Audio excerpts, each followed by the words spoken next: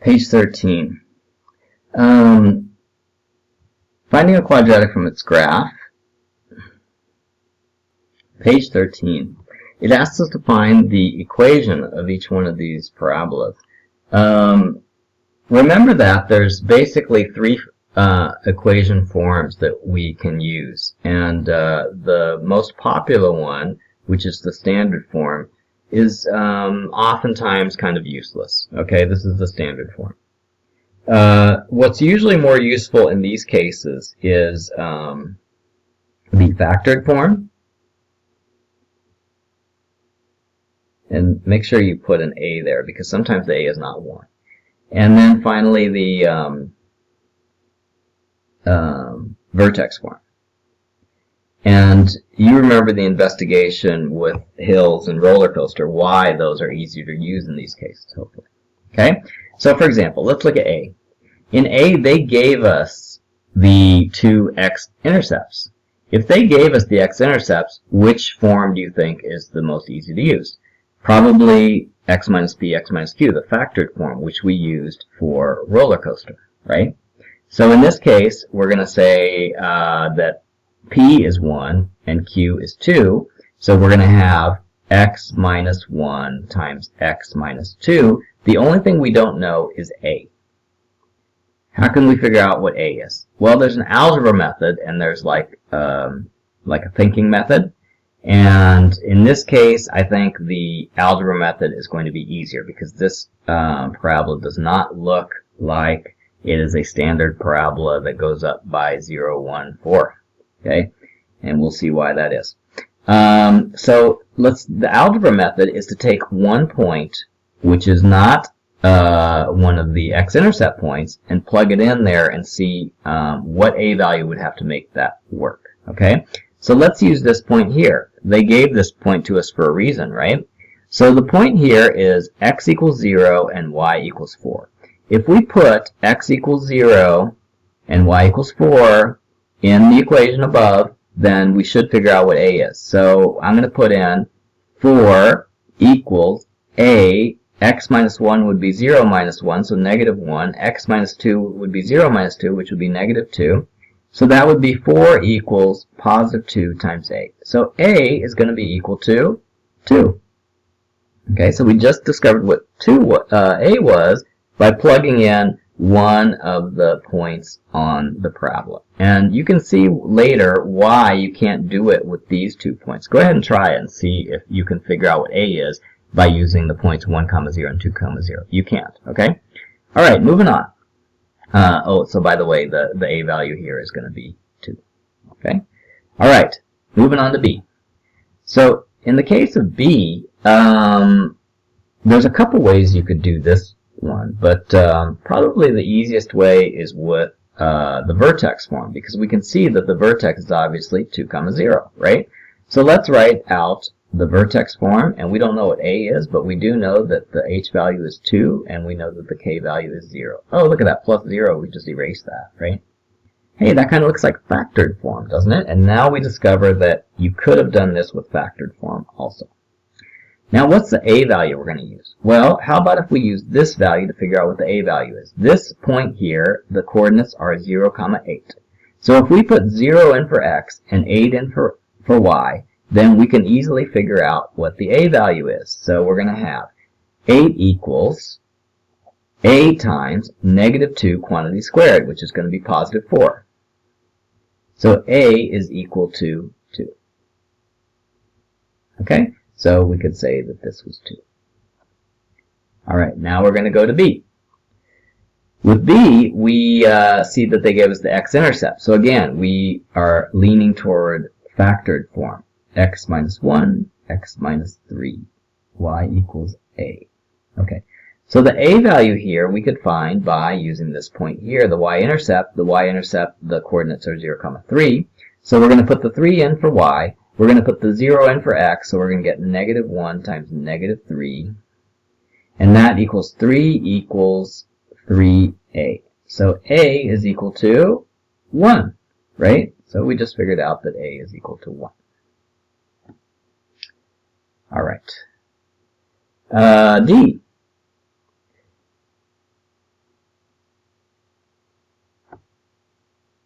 Okay, so which form are we going to use? Well, it looks like it gave us the x-intercept, so we're probably going to use the x minus p, x minus q form, which is called factored form. So our p value is going to be -1, so it would be minus a -1, which would be plus 1. Our q value is going to be +3, so it's going to be x minus 3. And we just need to figure out what our a value is. Well, let's use this point here, which is 0, 3, to figure out what the a value is. So we're going to put 0 in for the x's, we're going to put 3 in for the y, and so we're going to get a is 0 plus 1 times 0 minus 3, which is going to be 3, equals a times 1 times -3, which is -3 times a. We'll divide both sides by -3, and we get a equals -1. Okay, so a equals -1. Makes sense that a is -1 because it opens down. Alright, so there's several ways to check your answers here too, right? Okay, for this one, you see that it's just touching at one point. So let's use factored form. It just touches at one point, so the x-intercepts are 1, and you said there are no other x-intercepts. There's only one x-intercept. Well, that means that both p and q are 1. Okay, so if we multiply that together, we get y equals a times x minus 1 squared. And then we see that it kind of looks like vertex form, where the vertex is 1, 0, right? Let's figure out what a is. The way we figure out what a is we use this y-intercept. So this is 0, -3. We're going to put 0 in for x and -3 in for y. And then we're going to figure out what a has to be. So -3 equals -1 quantity squared is equal to +1. So a is equal to -3. Which makes sense. It's negative. That's why it opens down. Okay, last one. Our x-intercepts are -2 and 3, so let's use factored form. It would be x minus a -2, so actually it's x plus 2, right? X plus 2, and the other one is x minus 3. And then we can use this point here, 0, 12, to figure out what the a value is. So let's put in zeros for x, and we'll put 12 in for y, and we'll have 12 equals a times. So it'll be 12 equals a times -6. So a is equal to -2. Divide both sides by -6, and we get -2. And so a is equal to -2. Okay, in 2, it's very similar to what we were doing before, except it's not quite as obvious what you're going to use here. Seems like maybe there's too many unknowns to figure it out, right? But look carefully. This is a very common problem on the IB exam. They want to see if you know what it means to have an axis of symmetry. They drew out the axis of symmetry with a vertical dotted line. They gave us one x-intercept. They didn't give us the other x-intercept. They gave us another point over here. They didn't give us any other points. Actually, since you know that the x-intercept is, or the axis of symmetry is x equals 3, you know that these two points can be reflected about the axis of symmetry, and you know that this point is 2, 0. This point here would be 4, 0. This point here is 0, 12. This point here would be 6, 12. Okay, so we do know a lot of points, and guess what? We happen to know both x-intercepts. If we know both x-intercepts, then we can use the factored form. Okay, and so we just need to figure out what a is. Let's use this point here, which is 0, 12. Let's use the 0, 12 point to figure out what a is. So we're going to put 12 in for y. We're going to put 0 in for x. And so it's going to be 12 equals -2 times -4, which is +8. A equals 12 divided by 8, which is equal to 3 halves. Okay.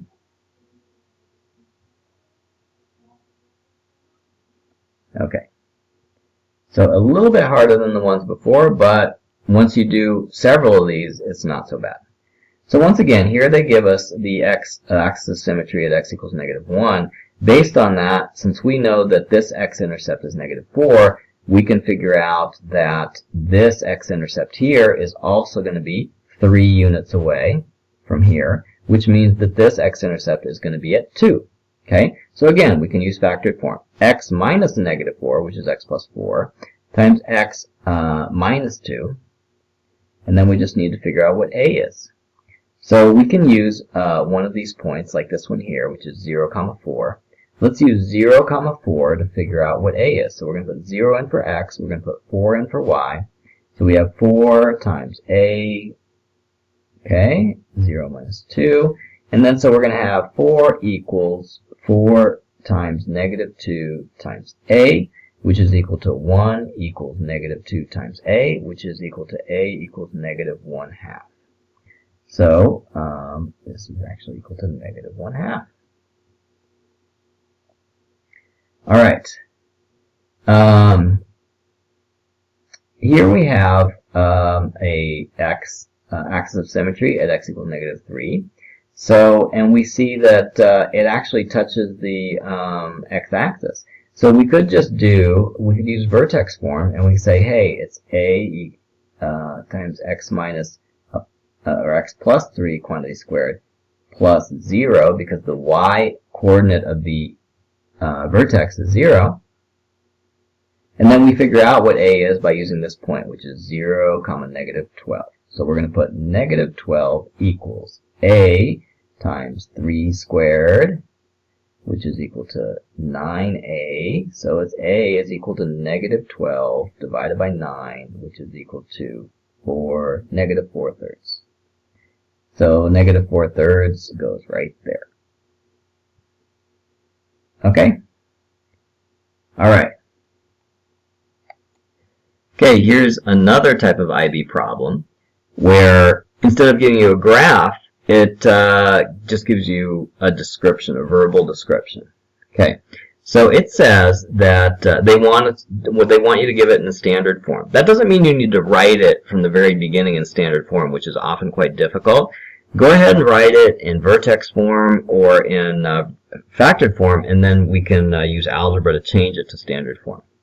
Okay, so first it says, write the equation of a quadratic that cuts the x-axis at 5 and 1. That means it has x-intercepts at 5 and 1 and passes through the point 2, -9.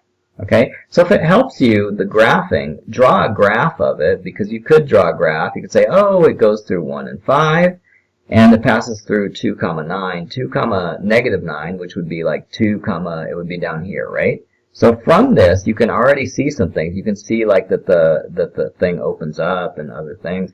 You don't really need to write the graph if you just say, oh, well, if I know both x-intercepts, that means I can use factored form. So I could say y equals a times x minus 1 times x minus 5.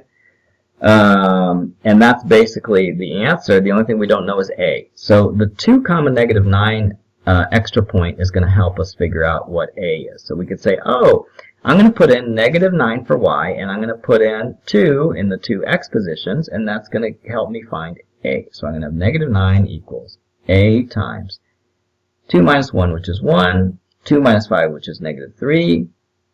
So basically that gives us -9 equals -3a. So a is equal to +3. Okay? So we know that the a here is 3. It wasn't so bad, was it? It was very similar to the other problems. It's just like they didn't give it to us visually, they described it. Okay. What about a quadratic where it touches at the x-axis at 3 and passes through this point? Okay. So if it touches the x-axis at 3, that means we know the vertex coordinate. We know that the vertex coordinate is 3, 0.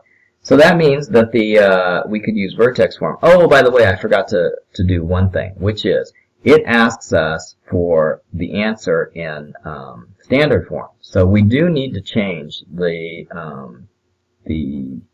equation we got in 3a a little bit. We need to multiply it out. We need to expand it to get it into standard form. So we would say, oh, x squared, we do FOIL, right? Negative x minus 5x plus 5 times 3, which is equal to 3 x squared, and then minus x minus 5x is negative 6x times 13 is negative 18x, and then 3 times 5 is 15. Okay, sorry to go so fast on the algebra, but moving on. Okay,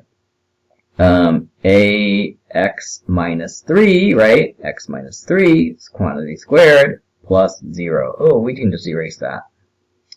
Okay, so now we just need to figure out what a is. So we're going to put in negative 25 here, and we're going to put negative 2 in here, because we know that the y value is negative 25 when the a value is negative 2.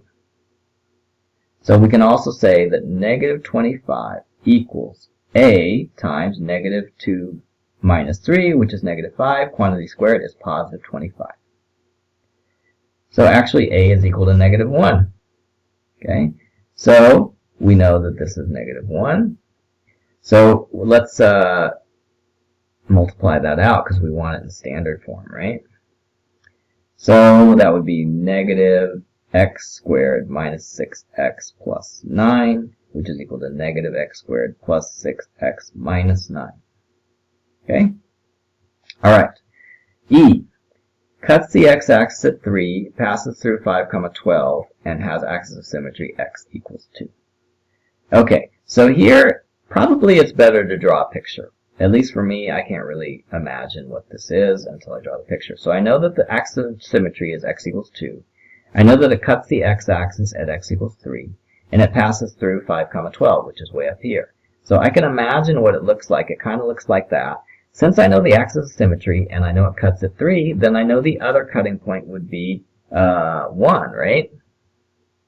Okay. So the two x-intercepts are going to be 1 and 3. So that means that I'm going to write it first in factored form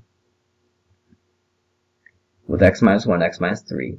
And then I'll know that, or I don't know what a is yet. But I can use the extra point, which is 5, 12, to figure out what the extra point is, or to figure out what the a value is. It's going to be 12 equals a times 5 minus 1, which is 4, and 5 minus 3, which is 2. That'll be 12 equals 8a. So a is equal to 12 divided by 8, which is equal to 3 halves. So, let's see. I am going to move this into the corner so that I can do this problem. So I have y equals a. Oh, I already know that a is equal to 3 halves. And x minus 1, x minus 3. So I'm going to expand this using FOIL. So I'm going to have 3 halves x squared minus x minus 3x is going to be minus 4x plus 3. And then if I want to expand that, it's going to be 3 halves x squared minus 4 times 3 is 12. It's 6x, I think, plus 9 halves.